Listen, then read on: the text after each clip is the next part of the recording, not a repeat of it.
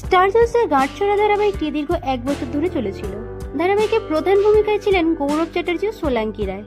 এছাড়াও ছিলেন শ্রীমা ভট্টাচার্য, অনিন্দ্য চ্যাটার্জি, রিয়াজ লস্কর, অনুষ্কা গোস্বামী, জুন মালিয়া সহ আরো অনেক জনপ্রিয় তারকারা। ধারাবাহিকটি 2023-এর 14ই ডিসেম্বর শেষ হলেও তার জনপ্রিয়তা আজও রয়ে গেছে। এই ধারাবাহিকে অভিনয়কারী তারকাদের আবার নতুন কোনো ধারাবাহিকে ফেরার আশায় আছে তাদের অনুরাগীরা। সদ্য স্টার জলসায় রহস্যভিত্তিক পুনর্জন্মের গল্প চিনি প্রমোর পাশাপাশি আরও এক আপকামিং সিরিয়াল বধুয়ার প্রমো প্রকাশ্যে এসেছে, যার প্রধান চরিত্রে দেখা যাবে রিজওয়ান রাব্বানী শেখ ও নবাগত অভিনেত্রী জ্যোতির্ময়ী কুণ্ডুকে। এছাড়াও থাকছেন ময়না ব্যানার্জি, অলকানন্দা গুহ, দীপঙ্করদের মতো জনপ্রিয় তারকারা।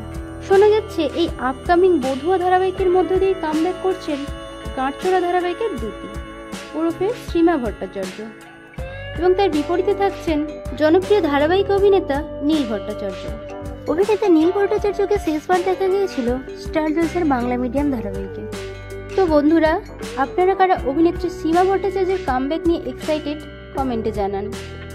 ভিডিওটি ভালো লাগলে লাইক শেয়ার করুন। বাংলা বিনোদন জগতের অন্যান্য খবর পেতে চ্যানেলকে সাবস্ক্রাইব করে পাশে থাকুন।